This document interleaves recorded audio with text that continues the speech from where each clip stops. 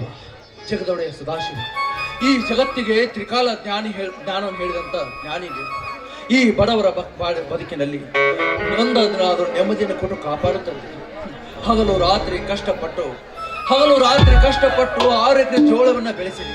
ಆದ್ರೆ ಆ ಬಂದ ಹಣದಿಂದ ನನ್ನ ತಮ್ಮನ ನೌಕರಿ ಹಣ ಕೊಟ್ಟು ಅವನನ್ನ ನೌಕರಿ ಕಳಿಸಬೇಕು ಅಂತ ಮಾಡಿದ್ದೆ. ಆದ್ರೆ ಯಾರು ದುಷ್ಟರು ರಾತ್ರಿ ನನ್ನ ಜೋಳದ ಗುಡಿಗೆ ಬೆಂಕಿ ಹಾಕಿ ಸುಟ್ಟು ಹಾಕಿಬಿಟ್ಟಿದ್ದಾರೆ.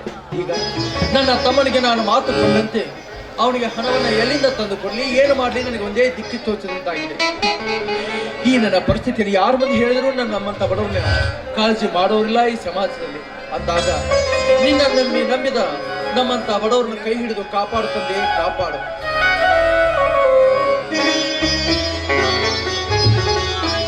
ಅಣ್ಣ ಅಣ್ಣ ಅಣ್ಣ, ಯಾರು ಕಾತಾಡಿಲ್ಲ ಮನೆಯಲ್ಲಿ ಏನ್ ಮಾಡ್ತಾ ಇದ್ದೀರಾ? ಯಾಕಪ್ಪ ಸಾಗ, ಸಂತಾಪದಲ್ಲಿ ನೊಂದವರಂತೆ ಸಂಕಟದಿಂದ ಕೂಗ್ತಾ ಇದೆಯಲ್ಲ, ಏನಾಯ್ತು ಅಂತ? ಇದು ಸಂಕಟ ಸಂತಾಪ ಅಲ್ಲಣ್ಣ, ಇದು ಸಂತೋಷ ಸಂತಾಪ. ಅಂತ ಸಂತೋಷದ ಕೂಗಿನ ನಮ್ಮ ಬಾಳಿನಲ್ಲಿ ತಂಗಿ ಜ್ಯೋತಿ, ಇದು ನನ್ನ ನಿನ್ನ ಬಾಳಲಿ ಅಷ್ಟೇ ಅಲ್ಲಮ್ಮ, ಇದು ನಮ್ಮೆಲ್ಲರ ಬಾಳಲಿ ಸಂತೋಷದ ವಿಷಯ. ಸಂತೋಷದ ವಿಷಯ ಸಾಗರ್, ಎತ್ತ ನೋಡಿದಂತ ನಮ್ಮ ಜೀವನದಲ್ಲಿ ಬರೀ ಕತ್ತಲೆ ತುಂಬಿದೆ ಈ ನಮ್ಮ ಬಾಳಿನಲ್ಲಿ. ಅಂತ ಸಂತೋಷದ ವಿಷಯ ಏನಿದೆಯಪ್ಪ? ಅದೇ ಅಣ್ಣ, ಮನೆ ನನ್ನ ತಂಗಿ ಜ್ಯೋತಿ ವಿಷಯ ನಿನಗೆ ಹೇಳಿದಲ್ಲ, ಆ ವಿಷಯದ ಬಗ್ಗೆ ಮಾತಾಡಲು ನಾಳೆ ನನ್ನ ಗೆಳೆಯ ವಸಂತ್ ಊರಿಗೆ ಬರ್ತಿದ್ದಾನಂತೆ. ಹೌದಾ? ತುಂಬಾ ಸಂತೋಷ. ಆದ್ರೆ ಮಾತೆ ಕಣ್ಣ, ಆದರೆ ಎಂಬ ಆತಂಕದ ಮಾತು ಅಣ್ಣ.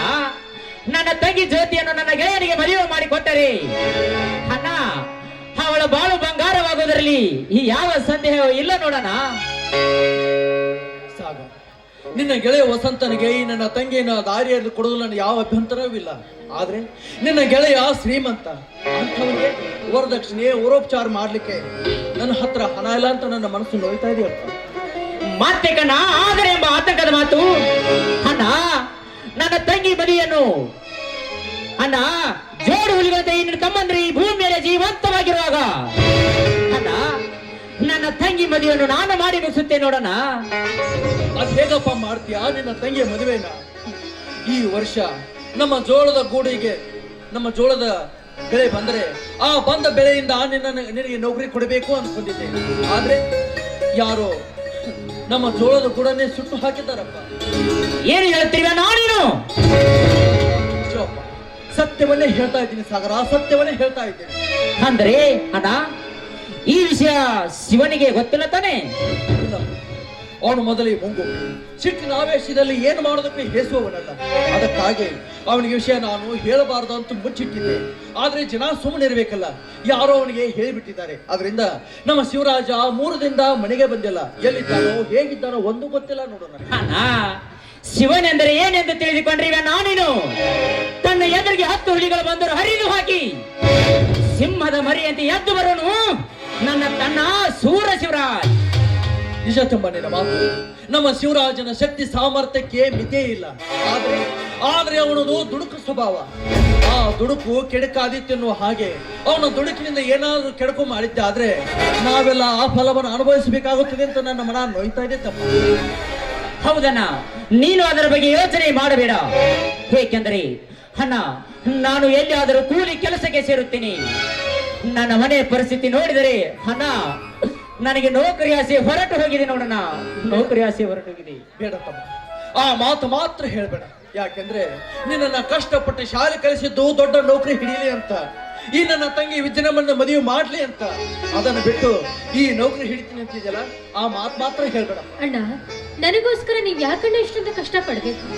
ಈ ಜನ್ಮದಲ್ಲಿ ನನಗೆ ಮದುವೆ ಆಗ್ತಾ ಇದ್ರು ಪರವಾಗಿಲ್ಲ, ನಿಮ್ಮಂತ ಅಣ್ಣಂದ್ರ ಹತ್ರ ನಾನು ಸುಖವಾಗಿ ಬಾಳ್ತೀನಿ. ದಯವಿಟ್ಟು ನನಗೆ ಮದುವೆ ಬೇಡಣ್ಣ, ಮದುವೆ ಬೇಡ. ನಿನ್ನ ಮನಸ್ಸು ನೋಯಿಸುವ ಮನಸ್ಸು ನನಗೂ ಇಲ್ಲ. ಆದ್ರೆ ಹೆಣ್ಣು ಯಾವ ಕಾಲದಲ್ಲಿ ಎಲ್ಲಿರ್ಬೇಕು ಅಲ್ಲಿದ್ರೆ ಚಂದ ಅಲ್ವೇನು ತಂಗಿ? ಹುಟ್ಟಿದಾಗ ತಂದೆ ತಾಯಿ ಆಶ್ರಯದಲ್ಲಿ, ಬೆಳೆದು ಮದುವೆ ಆದಾಗ ಗಂಡನ ಆಶ್ರಯದಲ್ಲಿ, ಮುಪ್ಪಿನಲ್ಲಿ ಮಕ್ಕಳ ಆಶ್ರಯ ಪಡೆದು ಈ ಮಣ್ಣಿನ ಋಣ ತೀರಿಸಿದಾಗಲೇ ಹಿಂದಿನ ಜನ್ಮಕ್ಕೆ ಒಂದು ಅರ್ಥ ಅಂತ ಬರ್ತವ.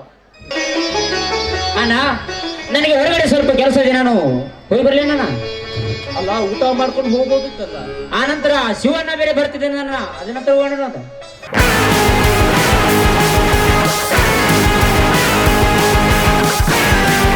ಯಾಕಣ್ಣ, ಯಾಕೋ ಕಣ್ಣಲ್ಲಿ ನೀರು ಬಂದಂತೆ ಕಾಣ್ತಾ ಇದೆಯಲ್ಲ, ಏನಿಲ್ಲಪ್ಪ, ಇದು ಸಂತೋಷದ ಕಣ್ಣೀರು. ಹೌದು, 2-3 ದಿನದಿಂದ ಎಲ್ಲೇ ಹೋಗಿದ್ದಲ್ಲ, ಮನೆಗೆ ಬಂದಲ್ಲ, ಎಲ್ಲಿ ಹೋಗಿದ್ಯಪ್ಪ? ಅಣ್ಣ, ನನಗೆ ಗೊತ್ತಿಲ್ಲ ಅಂತ ಹೇಳ್ತಾ ಇದ್ದೀನಲ್ಲ ಅಣ್ಣ. ನಮ್ಮ ಜೋಳದ ಹೊಲವನ್ನು ಹಾಳು ಮಾಡಿದ ವರ್ಣರ ನಾಡಿಗಳನ್ನು ಕತ್ತರಿಸಿ ಹಾಕಿ ನಮಗೆ ಬರಬೇಕಾದ ಹಣವನ್ನು ನಾನು ತೆಗೆದುಕೊಂಡು ಬಂದಿದ್ದೇನೆ. ಈ ಹಣದಲ್ಲಿ ನಮ್ಮ ತಂಗಿಯ ಮದುವೆಯನ್ನು ವಿಜೃಂಭಣೆಯಿಂದ ಮಾಡೋಣ. ಏನಂತೀಯಣ್ಣ? ನೀನೇನು ತಲೆ ಕೆಡಿಸಿಕೊಳ್ಳಬೇಡ.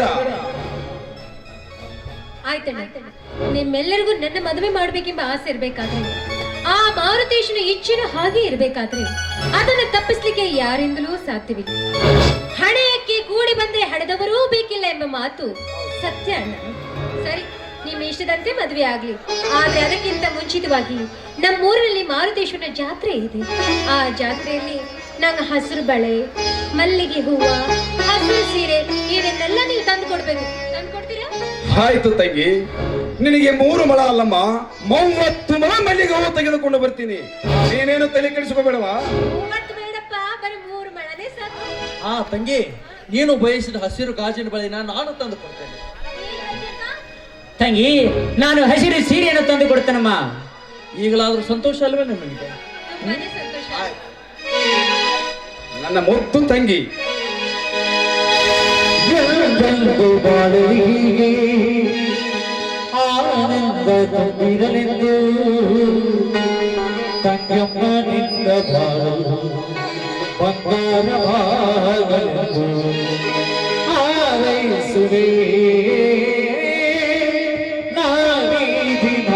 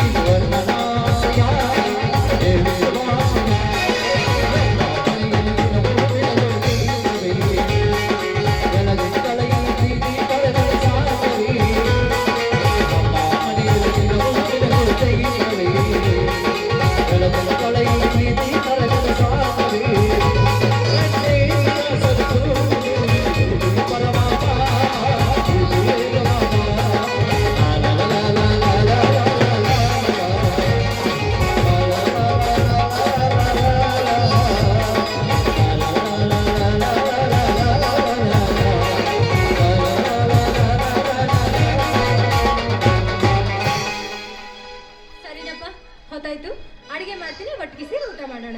ಆಯ್ತಮ್ಮ, ನಿನ್ನ ಗೆಳತಿಯರಿಗೆಲ್ಲ ಹೇಳಿ ಬರುವ ನಿಮ್ಮದು, ಹಿರಿಯರಿಗೆಲ್ಲ ಹೇಳಿ ಕರ್ಕೊಂಡು ಬರೋ ಜವಾಬ್ದಾರಿ ನಿಂದು. ತಮ್ಮ ನಾನು ಮುಂದಿನ ವ್ಯವಸ್ಥೆ ಮಾಡ್ತೀವಿ, ಆತ? ಆಯ್ತು. ಓಕೆ, ಮದ್ವಿ ಡಾಮ್ ಡೂಮ್ ಮಾಡಿಬಿಡೋಣ ತಂಗಿ. ಅಲ್ಲಣ್ಣ, ನಾನೊಂದು ಮಾತು ಕೇಳ್ತೀನಿ. ಮದುವೆನ ದಾಮ್ ಧೂಮಗೇನು ಮಾಡ್ತೀರಿ, ಆದ್ರೆ ಇದುವರೆಗೂ ನನ್ನನ್ನ ಮಗುಗಿಂತ ಹೆಚ್ಚಾಗಿ ನೋಡ್ಕೊಂಡವ್ರು ನೀವು. ನಾಳೆ ನಾವು ಮದುವೆ ಆದ್ಮೇಲೆ ಕೊಟ್ಟು ಮನೆಗೆ ಹೋದ್ರ ನೀವೆಲ್ಲ ನನ್ನ ಬಿಟ್ಟು ಹೆಂಗ ಇರ್ತೀರಿ? ತಂಗಿ, ಹುಟ್ಟಿದ ನರಿ ಸಾಗರ ಸೇರ್ಲೇಬೇಕು. ಹೆಣ್ಣು ಹುಟ್ಟಿದ ಬಳಿಕ ಗಂಡನ ಮನೆ ಸೇರ್ಲೇಬೇಕು.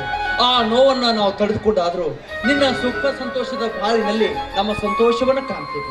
ಅಣ್ಣ, ಅದಕ್ಕೆ ಬಲ್ಲವರು ಒಂದು ಮಾತನ್ನ ಹೇಳ್ತಾರೆ, ಏನ ಮಾತು? ನಾ ಹೆಂಗಿದ್ರು ತಾಯಿ ಇರಬೇಕು ಅಂತ. ಆದ್ರೆ ನನ್ನ ಪಾಲಿಗೆ ತಂದೆನೂ ಇಲ್ಲ, ತಾಯಿಯೂ ಇಲ್ಲ. ನಿಮ್ಮಂತ ಅಣ್ಣಂದ್ರೆ ಇರ್ಬೇಕಾದ್ರೆ ಒಂದು ಜನ್ಮ ಯಾಕಣ್ಣ, 7 ಜನ್ಮ ಅಪ್ಪ ಅಮ್ಮಂದ್ರಿದ್ರು ಬೇಡ ಅಂತ ಬೇಡ್ಕೊಳ್ತೀನಿ. ಅವ್ರಿಗಿಂತ ಹೆಚ್ಚಾಗ್ಬಿಟ್ರಣ್ಣ ನೀವು ನನ್ಗೆ. ಈ ನಿನ್ನ ಅಣ್ಣಂದರ ಮೇಲೆ ಎಷ್ಟೊಂದು ಪ್ರೀತಿ ಅಕ್ಕರೆ ಇಟ್ಕೊಂಡಿದ್ಯಲ್ಲ, ನಾವೇನು ಕಡಿಮೆ. ನಮ್ಮ ಹೆತ್ತ ತಾಯಿ ಮುಖವನ್ನ ನಿನ್ನಲ್ಲೇ ನೋಡ್ತಾ ಇದ್ದೀವಿ. ದಿನ ಬೆಳಗಾದ್ರೆ ಆ ನನ್ನ ಸತ್ತು ಸ್ವರ್ಗ ಸೇರಿದ ತಾಯಿ ಮುಖವನ್ನು ನಿನ್ನೆ ಕಾಣ್ತಿದ್ವಿ ಅಂದ್ಮೇಲೆ ನೀನೇ ನಮ್ಮ ಹೆತ್ತ ತಾಯಿ ಅಂತ ಅಲ್ವೇ? ಮತ್ತೆ ಯಾಕಮ್ಮ ಕಣ್ಣೀರು? ನೋಡು, ಇನ್ನು ಮೇಲೆ ಯಾವತ್ತೂ ನೀನು ಕಣ್ಣೀರು ಹಾಕಬಾರ್ದು. ಇನ್ನೊಬ್ಬನ ಸುಖದಿಂದಿದ್ರೆ ಇದೇ 3 ಅಣ್ಣ ತಮ್ಮಂದ್ರಿಗೆ ಇದೇ ನಮಗೆ ಸುಖ.